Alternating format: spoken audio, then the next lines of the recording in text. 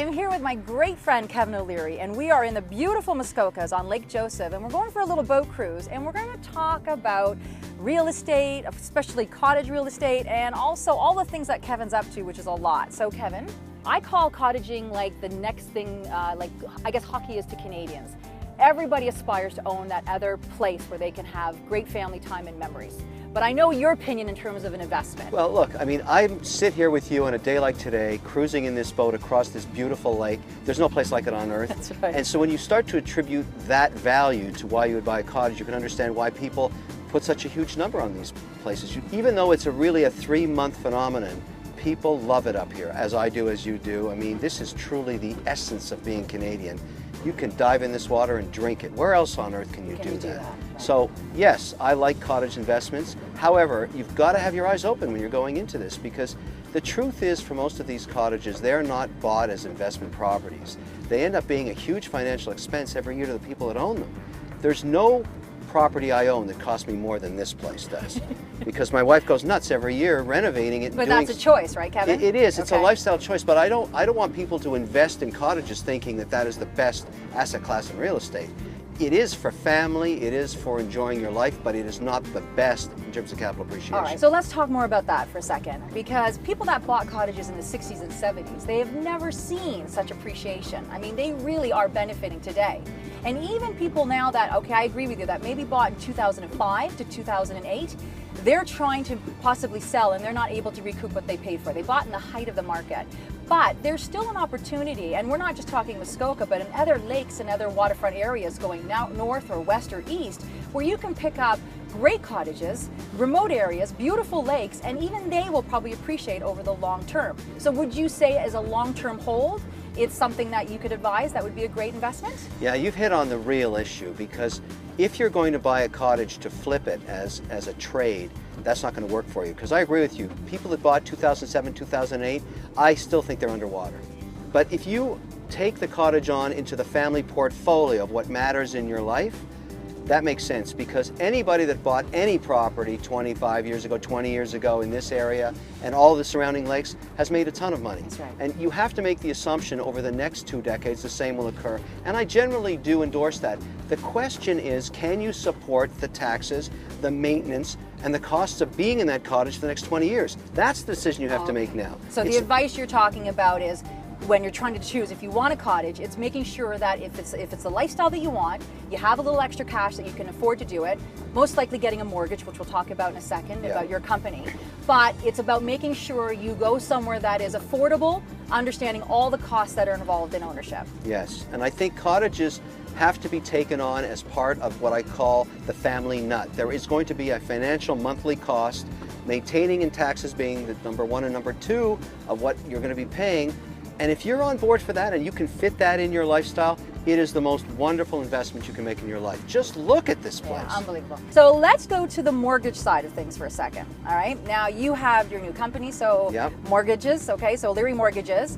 Do you help people when it comes to wanting cottages? I call these kinds of mortgages entrepreneurial mortgages, in the sense that most banks won't do them. Some banks will do cottages, others won't. That's right. The truth is, you need a lot of equity. If you're going to get a mortgage for a cottage, you know, be ready to put up to 25% of equity. Sometimes 35 in islands, you could be as high as 60, right? Depending. Yeah, because it's almost impossible to get a mortgage on an island. There's all kinds of issues with that, but maybe if you're 50% equity, you can do it. We look at these loans on a one-on-one basis, you know, just looking at the individual, what other assets. If you're going to mortgage, you have to be ready for the volatility of the value of a cottage, because as you know, in a down cycle, they can depreciate 30%, and you can get a no-bid situation. Right. A cottage like this one across the lake here, if they want to sell it tomorrow, they may not be able to get liquid for 2 years. It could take years to sell. And a lender looks at that and says, I have to adjust my risk accordingly. Is mortgage is part of your strategy for investing in cottages? It's not an easy road at all. I can give you many examples of people who have tried to buy cottages in the sort of $2 to $5 million range that were not able to get a mortgage at all. It's not from lack of qualification, it's more from the lenders worried about the lenders, asset itself? The lenders are pulling their horns in to assets like this because the assumption is, and clearly we can talk about this, we are in a rising rate environment on mortgages. They've gone up 33% in 5 months. And you know, you don't see 2.76% anymore, and you would never see that on a cottage. We're north of 3.5, 3.7 now. Which is still fantastic, No, Kevin, it is, but you can't get those loans for cottages. Looking at a 5-year on a cottage, I think you have to be ready to be over 5% if you can get it. And the lenders, like me and many others that I compete with, if we're going to look at a portfolio like this, we spend a whole lot of time going into the file because we know the liquidity risk is huge. That's the problem. What it is interesting, Kevin, though, a lot of banks are actually now, because of the popularity of cottaging, they've started to treat cottaging as if they are like homes. A lot of people, as you know, are downsizing in the city. They're taking that McMansion, getting something smaller, cashing in on the money that they made from selling that monster, and they're taking that money in the capital and bringing it up into cottage country where they like to spend their quality time for the eventuality of retiring in this area. So as a result, the banks have had to kind of wise up. So somebody that's done a lot of real estate up here and a lot of mortgages and help people get their financing in order, it has become a heck of a lot easier, and especially within the last 5 years. Now, with the way things are going, what's your prediction in terms of the economy and what we're going to be expecting in the years to come? Well, let's go back to the issue of the mortgage. If you can convince a lender that you're eventually turning your cottage into your primary residence, they may buy that story and be far more open to the idea of funding a material mortgage, and I mean something north of $1 million. That can happen because there is a trend for people to move here and live their lives here because there's a lot of good attributes to that. I would say that's at the beginning, maybe in the first or second inning in terms of liquidity of mortgages up here. But you're right, that is a trend, and over the next 20 years it's going to play itself out.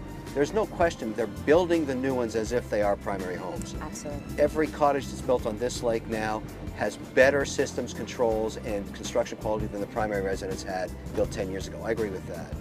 We will see some kind of a correction in real estate, but not be as damaging as it was before. In other words, I remember cycles after 7 years we lost 30%. Right. And then you had to wait another decade to get back to even.